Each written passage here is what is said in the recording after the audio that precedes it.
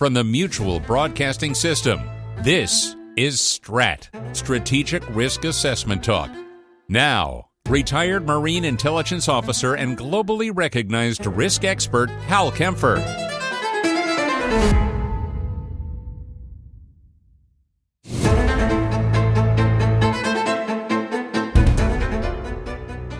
Welcome to STRAT. In our Strategic Risk Assessment Talk, this episode is going to talk about this kind of, dare I say, complicated business between Hezbollah in Lebanon, the Iranian Revolutionary Guard Corps and its Al-Quds Force, the Government of Lebanon, Israel, and the U.S., because all of this has been playing out in the news. And for many, this is it's a little confused, which is, wait a minute, why does Iran insist on a ceasefire in Lebanon with Hezbollah? And some of this has to do with the fact that Hezbollah is, unlike Iran, is not a nation state. They're a non-governmental entity out there. They're a non-state actor. And some of this behind the scenes is Iran trying to elevate their status, which is amazing when you consider everything that's been going on, but that's more of it. So anyway, little background here. Hezbollah is a very large Shiite extremist group established in Lebanon by Iran and its Revolutionary Guard Corps starting in the early 80s. Now, it wasn't like presto magico, they stood up overnight, but they stood up pretty darn fast. Among other horrific things that they're responsible for, in 1983, they bombed the U.S. Embassy, and then, of course, they bombed the U.S. Marine Corps barracks and Marine barracks at Beirut International Airport, killing 241 Marines and sailors. And that was the first time I personally knew someone who had been killed by terrorists. So that kind of stands out in my memory pretty large. Now, during the early 80s and really early 80s, Israel occupied a big chunk of Lebanon, going all the way up into parts of Beirut, and they continue occupying them until literally up till about the year 2000, when they pulled back. Now, Hezbollah was specifically set up by Iran in the early 80s, while Israel is in there, to basically attack Israel. They would call themselves the protectors of the Shiite Muslims, the Shiite Lebanese Muslims. But the reality is they were a proxy force set up by Iran aimed specifically at Israel. However, their co-equal goal, and this is in the fervor of the post-79 Shiite Islamic Revolution in Iran with Ayatollah Khomeini, who was in charge, was that they wanted to establish a Shiite Muslim regime, a revolutionary regime in Beirut and in Lebanon that looked pretty much identical to what they had in Iran. And so Hezbollah was their way of doing that. And they started out very much a paramilitary militia terrorist force operating there in the 80s, and then they just grew and grew. But that was their goal. That's what they wanted to establish, was they wanted to make it a Shiite Islamic revolutionary regime controlled country. There is a difference, though. Unlike Iran, Shiite Muslims are not the majority of the population of Lebanon. They are a very, very large minority of that population, but they are not, I think they're the largest minority of the different faith groups here, but they are not a majority. So the demographics just didn't support something like this happening. And it never has happened. However, as a political party, they have always been very powerful, even amongst Shiite Muslims. They only represent about half the Shiite Muslims, but because they're such a dominant force within the Shiite Muslim community, they overshadow everything else. So they kind of represent Shiite Muslims de facto, if you will, in Lebanon. And they also have a very powerful presence in the legislative body of Lebanon. And they do have members of the Lebanese parliament that are Hezbollah. So they have been part of the government for quite some time. And this has shifted back and forth over time. So they're not just some extremist terrorist group sitting on the side. they are very much ensconced into the body politic of the Lebanese government as well. So they hold both of these goals, if you will, to create. They've never dropped. Really, it's almost an unstated goal in many ways, but they never dropped the desire to, basically take over Lebanon and become the de facto government there, or the de jure government there. And they've never given up that goal of destroying Israel. And they started it right after the October 7th attacks by Hamas, those unbelievably bloody, horrific attacks on Israel. It was in short order that Hezbollah started firing missiles into Israel, just like Hamas was firing missiles into Israel about that same time. So they jumped in on that right away, and they linked themselves to what's happening in Gaza with Hamas and everything that happened on October 7th. Now, this year, something rather transformative has taken place. Israel and the government of Lebanon, not Hezbollah. And I know you're sitting there thinking, yeah, but Hezbollah has members of the parliament. They do. But the actual government of Lebanon have kind of come to terms. They both agree that Hezbollah has to go. Now, for the government of Lebanon, their goal is to disarm and demilitarize Hezbollah. They are not espousing that politically, as a political party per se, that Hezbollah has to be destroyed. But what they are saying is, as a military organization, paramilitary organization, armed organization, they need to hand over their arms. Well, obviously, Hezbollah is not interested in that at all. And for Hezbollah to hand over its arms, particularly its ballistic missile stockpiles and drones, I think they would see that as a existential event. And keep in mind, this is a organization that previously had that pager attack where they had been convinced that the leadership, the management level of Hezbollah all needed to carry pagers, and that was a rather brilliant Israeli plot to, basically cause severe damage to a number of Hezbollah leadership figures around the country when their pagers all blew up. And then that was quickly followed by the walkie-talkie attack, where they turned to basically handheld radios as an alternate means of communication.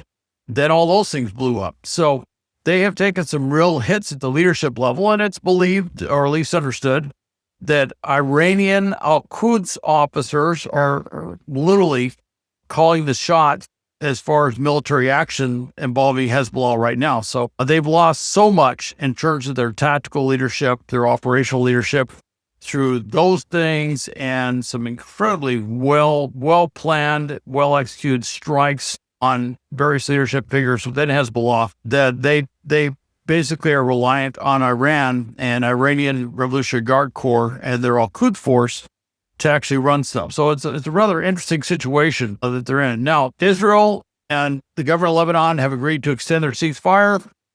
However, Hezbollah says, hey, look, we're not part of those discussions. We're not the government of Lebanon, and we're not going to go along with that. And the issue is not that Israel is firing on the government of Lebanon or the Lebanese armed forces. They're hitting targets that are Hezbollah. And so there is this kind of interesting thing is like, the big headlines, hey, the ceasefire has been extended. But at the same time, Hezbollah, which is the primary reason that there is military action going on there, is not part of that agreement. They're off on the side. And so that's another way of saying that those attacks, those operations, the fighting by Hezbollah isn't really going to do much. But what this has done is it's put the government of Lebanon pretty much on the same side with Israel regarding Hezbollah. And that is a big shift. That's a big change. Now, for reference, I don't know if this is entirely accurate because things have changed a lot, but Hezbollah has about 40 to 50,000 active combatants.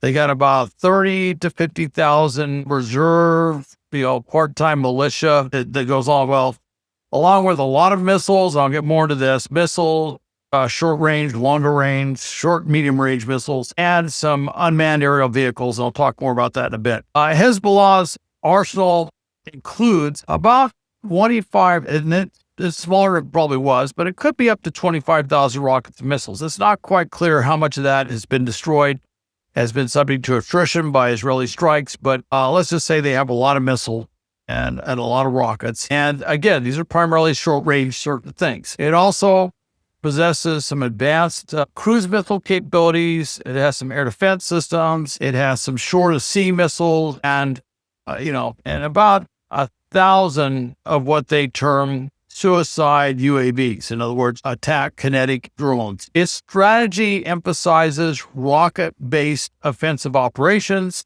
what would some would term light infantry operations, and anti-armor stuff, basically using firing positions to take on Israeli armored assets. It also has integrated drones into a lot of different things it's doing. It's doing some very advanced things, to include using drones that are wire guided. That's fiber optic drone stuff. That's a thing that the Russians and the Ukrainians have been working on. The issue there is when you have a fiber optic drone, your electronic warfare capabilities of jamming that signal or trying to take over the signal for the drone to work, because there is no signal to jam because it's hardwired in. So they've been using that, and that's causing Israel to adapt to those changing tactical environment, which is a real challenge for them. Now, despite sustained Israeli airstrikes and target operations, it does appear that Hezbollah has recovered a lot of the things that they had destroyed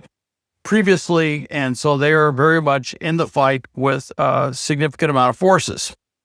About 1 million Lebanese have been displaced in the current fighting going on. I think since March 2nd, they estimate about 2,600 Lebanese people have been killed.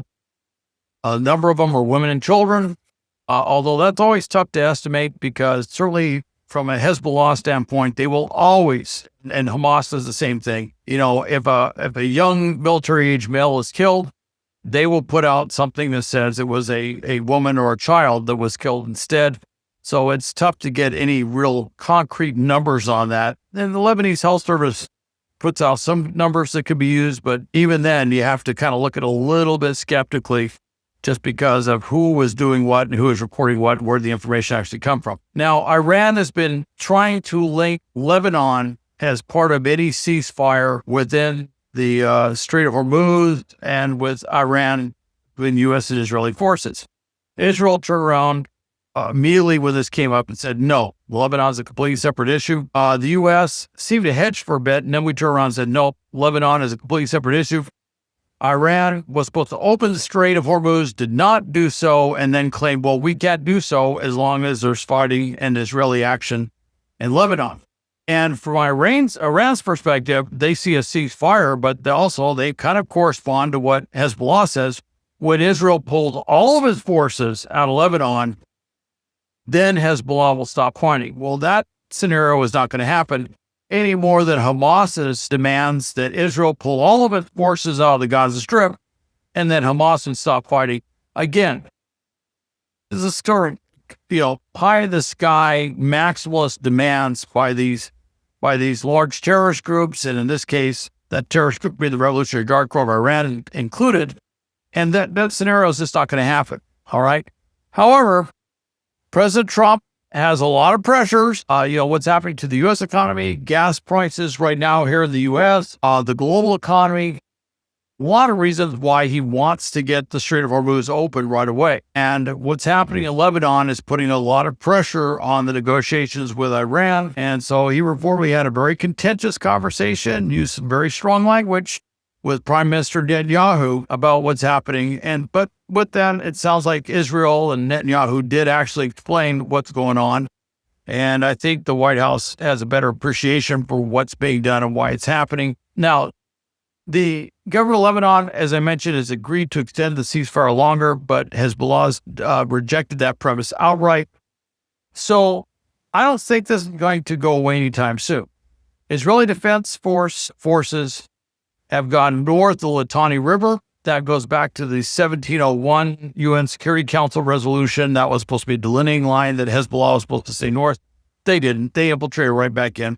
So they've gone north of that. They're reportedly up in the Bekaa Valley. They were supposed to go up to southern Lebanon or southern Beirut. I don't know if any of the lead forces actually made it up that far north. It's very possible they did. but there's some agreement that they're going to hold off for this one key area where it's a Hezbollah stronghold area of southern Beirut.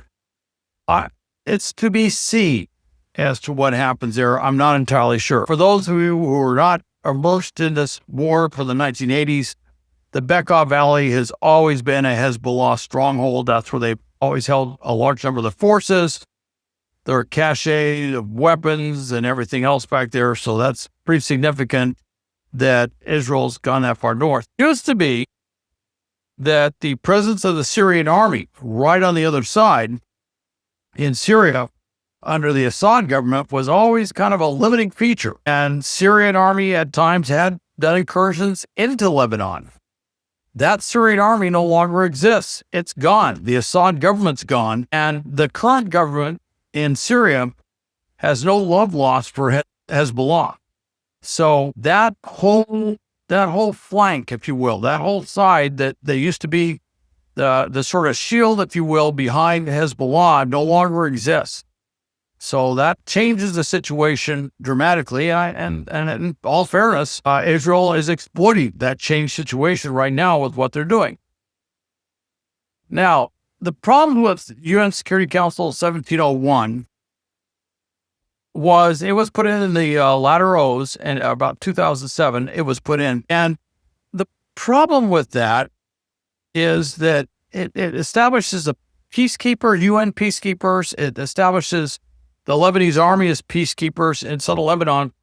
But the reality was, and this is what the Israelis uncovered, was that they simply weren't stopping Hezbollah from infiltrating south the Litani River and setting up shop literally right on the border with Israel. So the peacekeeping mission, regardless of all the flowery language, despite everything the UN has said, it just wasn't working. It didn't stop Hezbollah from using southern Lebanon as a base to attack with rockets and everything else into northern Israel. And they were making villages, towns, any places where people were habitating in northern Israel uninhabitable because of the constant rocket fire and everything else going on. And there's some horrific examples of what occurred from that. So long story short, despite the issues with Iran, the U.S. is going to have trouble trying to figure out a way to get Israel to stop what it's doing in Lebanon. And despite the U.S. insistence that, the Strait of Hormuz gets open and they can reach some sort of agreement, and the hopeful talk that we're almost there, and I heard some talk as literally just before I started recording this,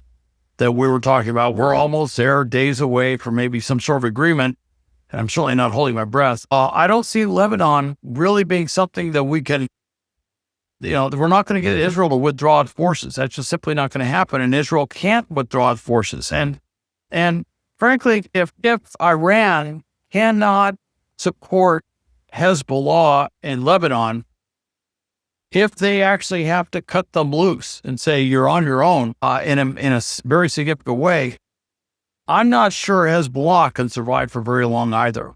I think that complete loss of support from Iran would be just absolutely devastating for Hezbollah. And certainly the government of Lebanon and Israel are dead set on disarming and demilitarizing Hezbollah.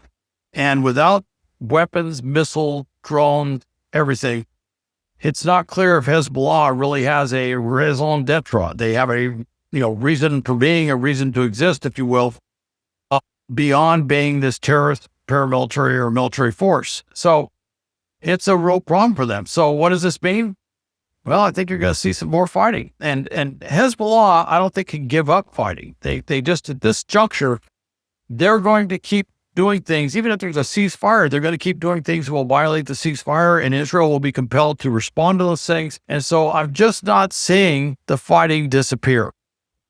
In fact, for Hezbollah, and some would say even for Iran and the Revolutionary Guard Corps, probably the biggest danger for them is if the fighting stops. If they can't point to this revolutionary warfare, this fighting, as something that they're all about, then they're going to have to focus on the other thing, which is how are you doing with keeping the water going, the sewers going, how's business going, how's the economy going, How are all these basic services for the populations you represent? How is that working out? And in that regard, you have a couple of relatively incompetent governments that are not very good at that sort of stuff. That's the same problem Hamas had in the Gaza Strip.